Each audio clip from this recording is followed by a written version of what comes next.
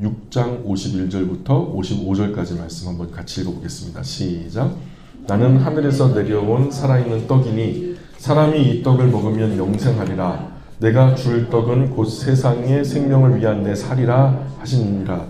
그러므로 유대인들이 서로 다투어 이르되 이 사람이 어찌 능히 자기 살을 우리에게 주어 먹게 하겠느냐. 예수께서 이르시되 내가 진실로 진실로 너희에게 이르노니 인자의 살을 먹지 아니하고 인자의 피를 마시지 아니하면 너희 속에 생명이 없느니라. 내 살을 먹고 내 피를 마시는 자는 영생을 가졌고 마지막 날에 내가 그를 다시 살리리니 내 살은 참된 양식이요 내 피는 참된 음료로다. 아멘. 오늘 말씀 읽으시면서 느낌이 어때요? 어떤 느낌 드셨어요? 뭐 이미 10독 이상 하신 분들이 여기 절반이 계시고 20독, 30독을 향해 가시는 분들도 계시니까 뭐 우리한테 익숙한지 몰라도 여기서 뭐라고 말씀하면 내 살을 먹고 내 피를 마셔라. 예? 솔직히 말씀드리면은 성경을 모르는 분들이 이 말씀을 읽었다 생각하면 좀 불편한 말씀이죠. 피를 마신다, 살을 먹는다. 어색하고 부담스럽고 쉽게 사실 고개가 끄덕여지는 그런 말씀은 아니에요. 좀 잔인하게 느껴지죠. 예수님 당시는 말할 것도 없이 그냥 충격 자체였을 거예요. 뭘 마시고 뭘 먹어. 그죠?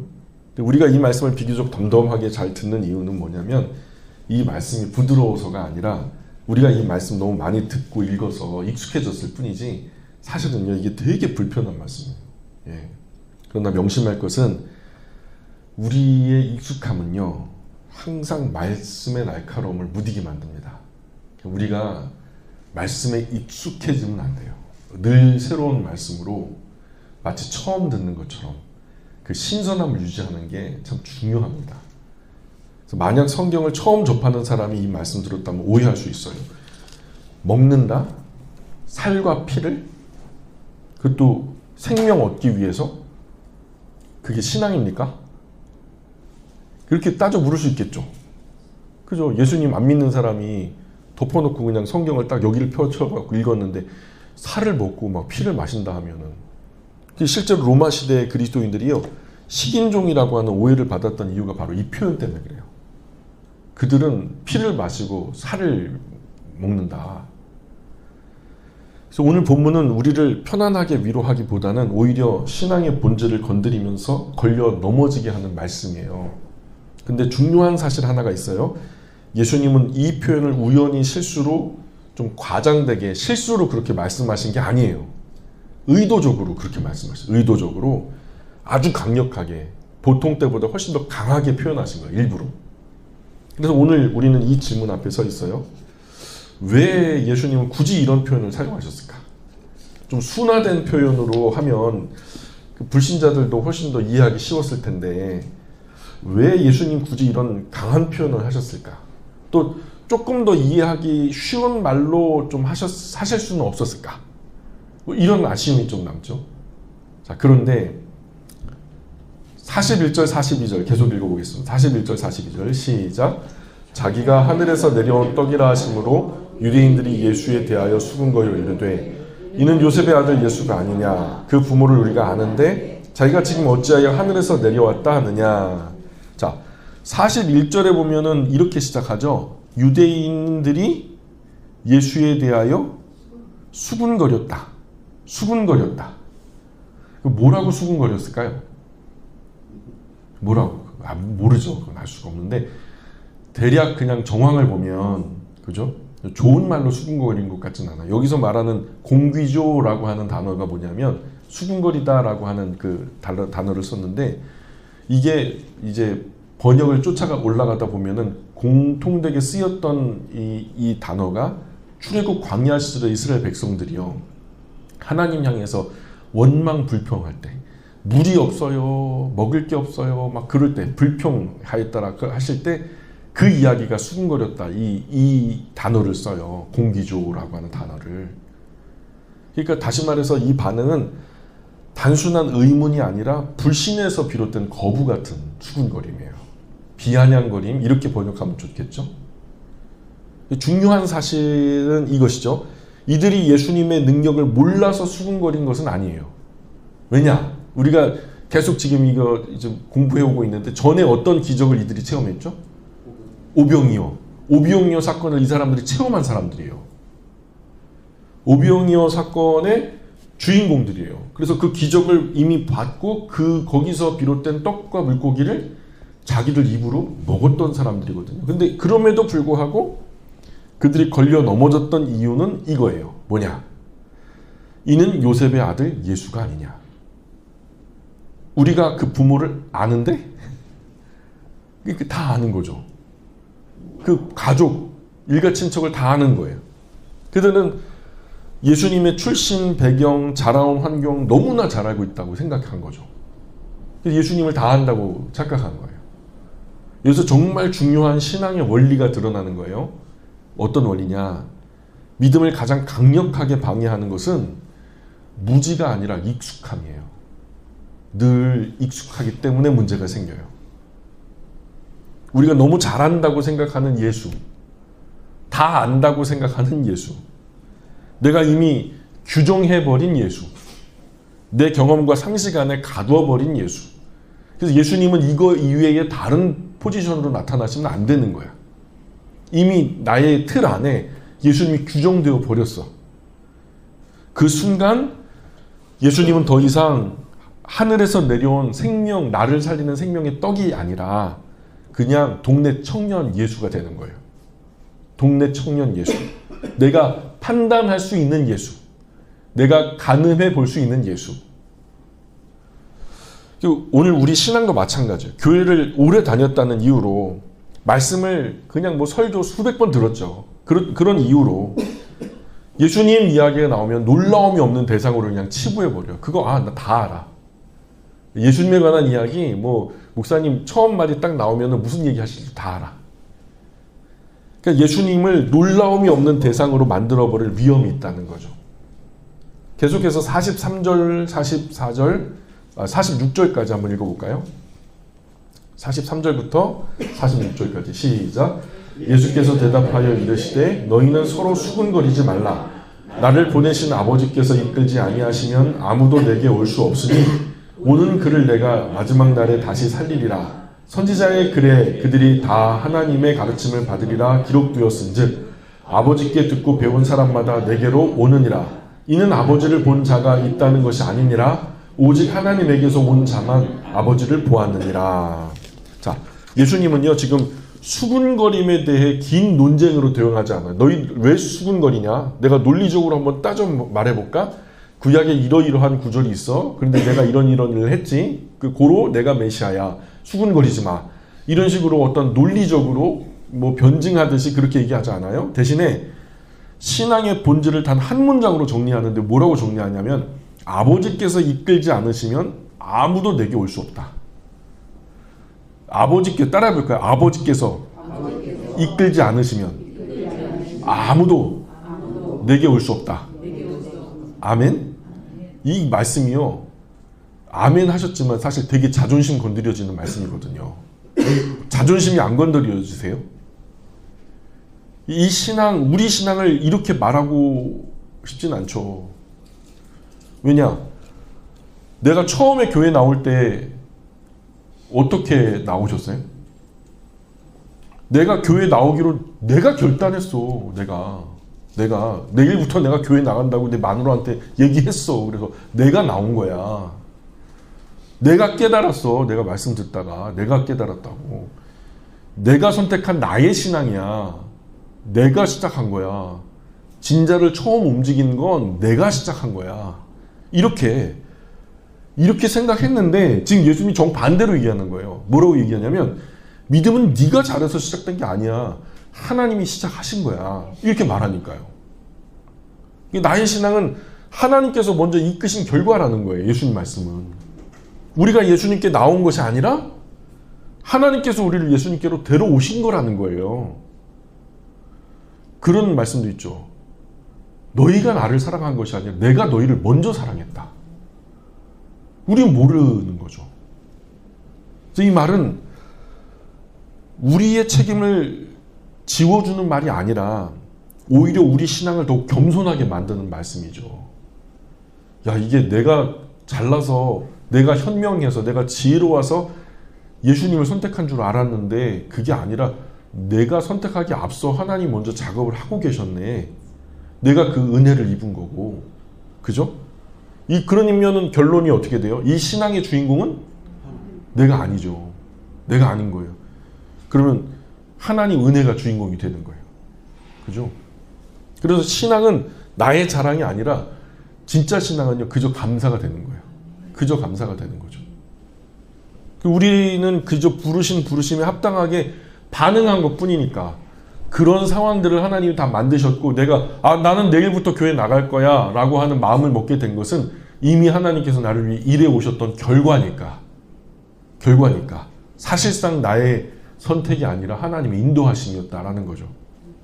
내공은 없어요. 이런 의미에서는 불러주신 분의 배려와 은혜만 더욱 선명하게 나타날 뿐이죠. 그래서 참된 신앙인들은 그저 감사, 은혜가 점점 더 커지는 거예요. 전에 발견되지 못했던 하나님의 일하심이 내가 살아가는 일상을 통해 점점 크게 드러나니까 그저 더 큰 감사가 시작되는 거죠.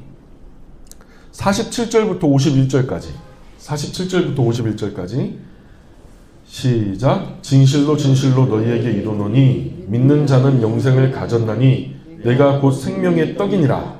너희 조상들은 광야에서 만나를 먹었어도 죽었거니와 이는 하늘에서 내려오는 떡이니 사람으로 하여금 먹고 죽지 아니하게 하는 것이니라. 나는 하늘에서 내려온 살아있는 떡이니 사람이 이 떡을 먹으면 영생하리라. 내가 줄 떡은 곧 세상의 생명을 위한 내 살이니라 하시니라. 아멘. 49절에 너희 조상들은 광야에서 만나 먹었어도 죽었다. 그죠? 공감하십니까? 근데 예수님은 자신을 이렇게 선언해요. 내가 곧 생명의 떡이다. 내가 곧 생명의 떡이다. 이스라엘 백성에게 만나는 의심의 여지 없이 하나님 은혜죠. 그들이 열심히 땀 흘려가지고 번 것 가지고 그 만나를 산 게 아니잖아요. 그죠? 하나님이 은혜로 아침마다 내려주셨잖아요. 그러니까 은혜죠. 은혜의 양식인 거예요. 하늘에서 내려온 기적, 하늘 양식. 실제적인 생존의 수단이었죠. 그러나 예수님은 분명하고 담담하게 말씀하시는데 49절에서 저희 조상들은 광야에서 만나를 먹었어도 죽었다. 이 말씀은 만나를 부정하라는 말이 아니에요. 이 만나의 한계를 정확하게 짚어주는 말씀인 거죠. 구약시대 그 만나는 한계가 있었다. 배는 채웠지만 생명은 주지 못했다. 하루는 살게 했을지 모르지만 영원한 생명은 주지 못했다. 그 만나 먹고 지금까지 살아있는 사람 있어요? 우리 삶에도 이런 만나 같은 것들 있죠. 여러분, 만나 같은 것들이 어느 것들이에요? 유한한 만족을 주는 것들. 풍성한 경제적인 안정. 통장의 잔고가 넉넉하면 이게 좀 영원히 행복할 것 같은 만나 같은 것들. 타의 추종을 불허하는 건강. 건강하면 난 자신이 있어. 한겨울에도 난 반팔 입고 다니니까 내 건강 정도면 이렇게 생각하시는 분도 계시고, 또 원만하고 넓은 인간관계를 갖다가 만나 같은 것들로 쓰시는 분들이 있어요. 내가 지금 전화번호부에 몇천 명 있는지 알아? 내가 전화 한 통이면은 이 나라에서 닿지 못할 선이 없어. 넓은 대인관계를 자랑하기도 하고요. 또는 독보적인 어떤 성공과 성취를 자랑하는 분도 있어요. 내가 어디까지 높아졌는데, 내가 어디까지 배웠는데, 이런 거. 이것들은 분명히 하나님의 은혜예요. 그쵸? 하나님의 은혜죠. 경제적인 안정도, 또 건강도, 인간관계도, 성공이나 성취도 하나님 은혜 주지 않으면 참 불가능한 것들이죠. 분명히 이것들도 하나님의 은혜지만 우리 생명 자체는 될 수 없어요. 성공과 성취가 영원히 살게 합니까?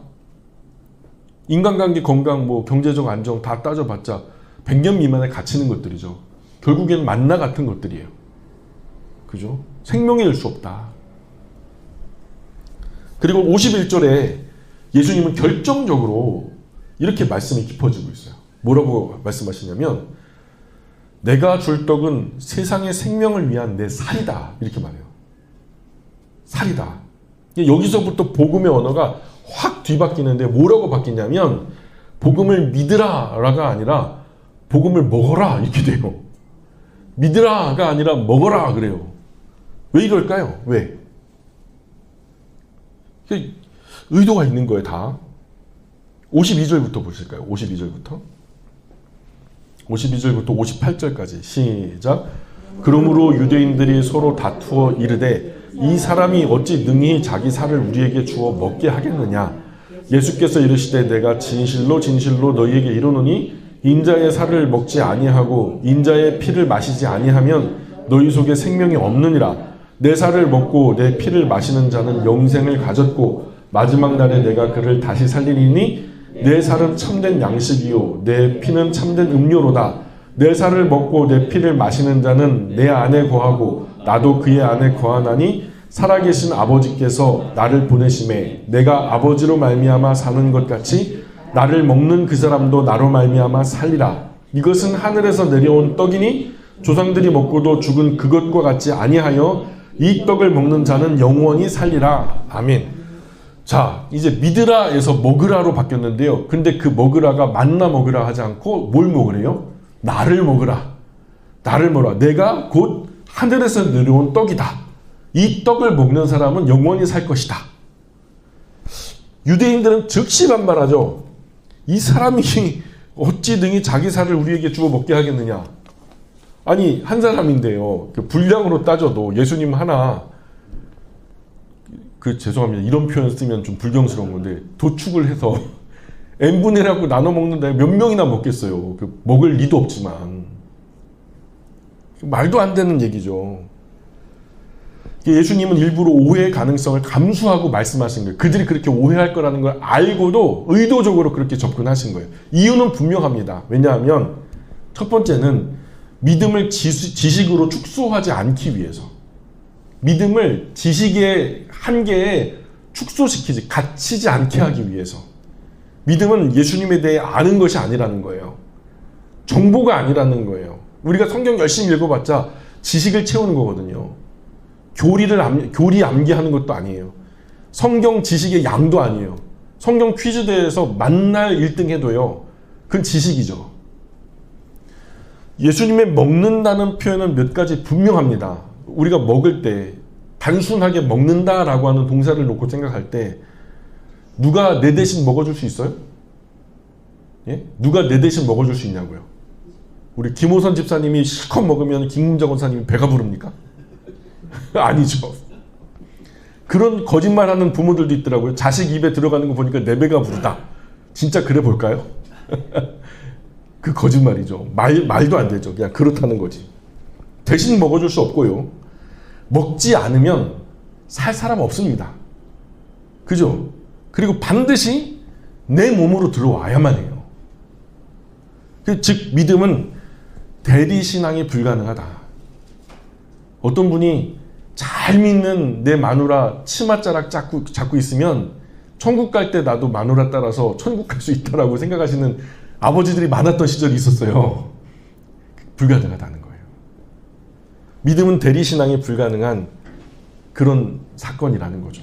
두 번째는 예수님을 이용 대상으로 전락시키지 않기 위해서.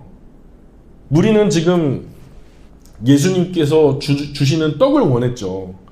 예수님이 오병이어의 사건을, 그 기적을 자기 눈앞에서 펼쳐주셨는데 모세처럼 이스라엘 백성이 모세 뒤 줄줄줄 따라다니니까 먹을 게 생기고 맛있게 생겼잖아요. 그러니까 우리도 이제 모세처럼 예수님 따라다니면 먹을 게 생기고 맛있게 생기겠지. 그 생각을 한 거죠. 그러니 예수님이 주시는 떡, 예수님이 주시는 물고기, 이거 원했죠. 그러나 예수님 자신은 원하지 않았어요. 예수님 자체. 그것을 수여해 주시는 예수님 자신은 바란 게 아니에요. 손을 보는 거지. 예수님을 보진 않았다는 거죠. 그래서 예수님은 분명하게 선을 그으세요. 내 손에 들려진 이게 아니라 그것을 주는 나야. 이 영원히 마르지 않는 생명의 샘이 지금 나야. 떡을 먹을래? 아니면 이 떡을 먹을래? 라고 도전을 하고 계신 거예요. 어느 거 선택할래? 나는 너희 문제를 해결해주는 수단이 아니야. 너희가 반드시 의지해야 할 생명 그 자체라는 거야. 나를 붙들어. 내가 주는 떡을 붙들지 말고. 그 말씀이죠. 그래서 이렇게 말씀하신 거예요. 내 살을 먹고 내 피를 마시지 않으면 너희 속에 생명이 없다. 나를 먹어라. 그러는 거죠. 그래 이렇게 말씀하신 거예요. 그리고 세 번째로 십자가를 피하지 않기 위해서. 살과 피라는 표현은 처음부터 예수님이 의도하신 게 뭐냐면, 여러분 살과 피라고 하는 때 우리가 제일 먼저 떠오르는 영상이 뭐예요? 십자가죠. 그죠? 찢겨질 몸, 버려질 생명. 그것이 살과 피거든요. 결국 예수님이 어떻게 우리를 대속해서 십자가 위에서 찢어지시고 또 피를 흘려서 죽으실지 우리는 잘 알아요. 예수님이 이것을 머릿속에 가지고 염두에 두시고 이 말씀을 하시는 거예요. 복음은 처음부터 끝까지 희생의 얘기였어요. 예수님이 하셨던 말씀 처음부터 끝까지 희생하실 얘기였다고요. 예수님은 단 한 번도 그 사실을 숨기신 적이 없어요. 56절 보세요. 56절. 시작. 내 살을 먹고 내 피를 마시는 자는 내 안에 거하고 나도 그의 안에 거하나니. 자, 오늘 본문에서 가장 깊은 말씀이 이거예요. 이게. 신앙은 도움을 주고 받는 상호 호혜적인 관계가 아니에요. 오늘 이재명 대통령이 뭐 중국에 가가지고 결국 시진핑하고 만나가지고 뭐 이렇게 하는데 결국 그 모두 발언에서 그런 말을 해서 중국과 우리나라가 상호 호혜적인 관계를 계속 돈독하게 유지할 수 있었으면 좋겠다. 이런 얘기를 하더라고요. 이 상호 호혜적인 관계, 서로 혜택을 주고받는 관계. 그게 아니라는 거예요. 우리 신앙은 예수님 플러스 내가 아니고요. 예수님과 내가 또 나란히 서 있는 관계, 그런 관계도 아니고요. 신앙은요, 온전한 연합이라는 거예요. 무슨 말이냐면 그분이 내 안에 살고 내가 그분 안에 사는 거예요. 그럼 어떻게 될까요? 연합이라는 거예요. 사랑하는 남녀가요, 죽을 만큼 사랑하면 끌어안아요. 끌어안아서 가장 깊은 곳에서 나를 열어주고 가장 깊은 곳에서 나를 받아주고. 그래서요, 생명이 태어나요. 그게 생명의 연합이거든요. 그런 것처럼 구주 예수님과 우리가 온전히 하나로 연합되어지는 거. 그래서 이 떡은요, 한 번 먹고 끝나는 떡이 아니라 날마다 먹으며 의지해야 하는 일상의 떡이라는 거예요. 오늘 본문은 이해했다. 이 정도로 끝나기를 원하지 않는 거예요. 이 말씀은 우리 삶의 자리를 정확하게 겨냥하면서 아주 구체적인 질문을 던지고 있어요. 좀 불편해요, 이 말씀이. 왜냐하면 첫 번째로 예수님을 판단의 대상으로 두고 있지 않은지, 우리가 익숙해 버린 나머지, 우리 신앙생활 오래 할수록 예수님 이렇게 대하기가 쉽거든요. 아, 이 정도면 뭐 알 만큼은 아는 거지 뭐. 이 말씀 대충 무슨 말인지 다 알아. 아유, 목사님 또 하셨던 말씀, 뭐 66권 안에서 하겠지만 또 하셨던 말씀 또 하시네. 이건 나한테 해당 없는 말씀이야. 이건 저기 옆에 있는 그 김 집사님 말씀이고, 이건 나랑은 상관없는 말씀이야. 이 순간 예수님은 내가 먹어야만 하는 생명의 떡이 아니라 평가하고 해석하고 분석하는 대상이 되어버린다는 거예요. 그러니 떡은 분석의 대상이 아니라 떡은 뭐 해야 돼요? 먹어야 돼요. 떡 가지고 분석하면 돼요, 안 돼요? 겉에 묻은 떡고물은 뭘로 돼 있으며 설탕의 몇 퍼센트, 수분이 어느 몇 퍼센트, 뭐 이런 식으로 분석해야 될 대상이 아니라 떡은 먹어야 되는 거예요. 예. 굶주린 사람이 덥석 집어들어 먹어야 할 대상인 거죠, 떡은. 주님 묻고 계신 거예요. 너 지금 나가지고 공부하고 있냐? 그러지 말어. 너 나 생명으로 먹어야 되는 거야. 의지하고 있냐? 판단의 대상이 되지 않고 먹어야 되는 대상이라는 거예요. 두 번째는 예수님을 도움 주시는 분 정도로만 모시고 있지 않은지. 우리 기도를 들어보면 금방 알아요. 기도 이렇게 하시면은 일 잘 풀리게 해달라고 기도해요. 뭐가 꼬였다는 거지. 인생 살면서 뭐가 꼬였다는 거예요. 그러면 뭐 이거 잘 풀리게 해달라고 기도해요. 또 건강이 뭔가 안 좋아진 거지. 그럼 그냥 건강하게 해달라고 기도하죠. 문제가 했어요. 해결해 달라는 기도를 해요. 물론 이런 기도는 필요해요. 이런 기도 하지 말란 얘기 아니에요. 이런 기도 필요하죠. 그러나 거기서 멈춘다면 우리는 예수님을 필요할 때 찾는 분, 그저 문제 해결에 유용한 수단 정도로만 모시는 거죠. 여기서 멈추면. 그러나 예수님 분명하게 말씀하세요. 뭐라고 말씀하시냐면 나는 너희 삶을 도와주는 떡이 아니라 너희에게 없으면 살 수 없는 생명이라는 거예요. 여러분 밥 안 먹고 사는 사람 없잖아요. 그 예수님 안 먹고 영원히 살 수 있는 사람도 없는 거예요. 그래서 적용은 아주 현실적이에요. 문제가 해결되지 않아도 놓치지 않고 예수님을 붙들고 있는가? 기도가 응답되지 않은 날에도 주님으로 살고 있는가? 주님, 우리 밥으로 살고 있다고 그러잖아요. 어떻게 잘 먹고 밥 먹으며 살고 있죠. 그런 것처럼 주님으로 살고 있는가? 세 번째는요, 하나님 말씀을 듣는 자리에서 먹는 자리로 옮기고 있는지. 먹는다는 것은 결단을 포함합니다. 시간 내야 하고요. 씹어야 하고요. 내 몸의 일부가 되도록 받아들여야 돼요. 하나님 말씀도 마찬가지죠. 듣고 끝나는 말씀이 아니라 나의 삶의 선택을 바꾸고 태도를 수정하고 나의 관계를 조정하는 말씀이 그렇게 만드는 말씀이어야 한다는 거죠. 불편해요. 그래서 이 말씀의 적용은 아주 단순하지만 되게 분명해요. 하루 한 번만이라도 말씀 앞에 이렇게 한번 고백해요. 주님, 오늘 제가 이 말씀으로 살겠습니다. 주님, 제가 이 말씀으로 오늘 살겠습니다 하면 그 말씀을 적용받는다는 얘기인데 그 말씀에서 벗어난 것은 잘라야 되고요. 미진한 것은 채워야 되거든요. 그럼 내가 당장에 자를 때도 상실감을 느끼고요. 채워야 할 때도 책임감을 느끼거든요. 근데 부담스러운 거예요. 결정해야 할 일이 생길 때 잠시 멈추고 이렇게 한 번 더 생각해 보세요. 이 선택은 주님을 이용하는 선택인가 의지하는 선택인가? 예수님을 이용하는 선택인가 의지하는 선택인가? 네 번째로 날마다 먹지 않으면 죽는 존재임을 인정하는지. 생명의 떡은 한 번 먹고 끝나는 떡이 아니죠. 어제 먹었다고 오늘 배부르지 않죠. 어제 신나게 먹었는데 저도 어제 장인어른 얼굴 뵈러 갔다 와서 맛있는 거 내려갈 때마다 사주시더라고요. 근데 항상 뭐를 더 시켜요. 그리고 그게 다 비워질 때까지 자리에서 안 일어나요. 제가 살이 찐 이유가 장인어른 때문에 그래요. 순전히 장인어른 때문에 그래요. 참 그런데요. 그렇습니다. 근데 이게요, 오늘 그런 배가 안 고팠을까요? 고팠죠. 그래서 또 전도사님하고 맛있는 거 먹었잖아요, 또. 먹었어요. 꾸역꾸역 들어가더라고요. 어제 먹었다고 오늘 배부르지 않는 게 아니더라고요. 하루만 굶어도 몸이 신호를 보내듯 영혼도 마찬가지라는 거예요. 신앙의 성숙은요, 스스로 강해졌다라고 느끼는 것이 아니라 날마다 주님 없이는 살 수 없음을 아는 것. 주님 없으면 살 수 없다는 것을 인정하는 것. 사랑하는 여러분, 이 말씀이 불편하게 느껴진다면 그거는요, 오늘 말씀의 목적이 달성된 거예요.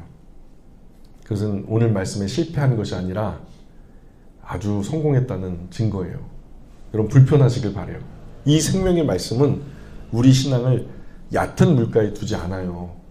부담스럽게 하고 자꾸 귀찮게 하고 자꾸 번거롭게 하다가 우리를 바꿔놔요. 원래 내 자리가 아닌 주님이 원하시는 자리로 자꾸만 우리를 점점 깊은 물가로 끌고 가요. 찰랑거리는 파도가 아니라 더 깊은 곳으로 우리를 자꾸만 이끌어가요. 오늘 예수님은 우리에게 묻고 계시는 거, 너 나 알고 있냐? 어느 정도 알고 있는데? 아니면은 나를 먹고 살고 있냐? 예수님은 내 삶 도와주는 분입니까? 아니면은 내 생명 그 자체입니까? 예수님 없으면 살 수 없다. 진짜 이게 그냥 빛 좋은 게살구처럼 그냥 내가 그냥 신앙적으로 말이 궁해서 하는 말이요, 아니면 진심에서 우러나오는 내 신앙의 고백입니까? 나는 말씀 듣기만 합니까? 아니면 삶으로 받아들여서 그 말씀대로 살아보고자 결단하고 노력하는 사람입니까? 이 수요일 밤 하나님 말씀 듣는 자리에서 멈추지 마시고 생명의 떡 먹는 자리까지 나아가시라는 거예요. 예수님은 지금 도전하기를 나를 먹으라는 거예요. 내 손에 들려진 이 육체를 만족하게 하는 이 빵이 아니라 영혼을 만족하게 해서 영원히 살게 하는 이 생명의 떡을 제발 좀 먹어라 라고 우리를 생명으로 초대하시는 거죠. 우리 모두 생명의 떡이신 예수님을 먹는 남은 인생 우리 모두가 되기를 주님의 이름으로 축복합니다. 오늘 여기까지 할까요? 기도하겠습니다.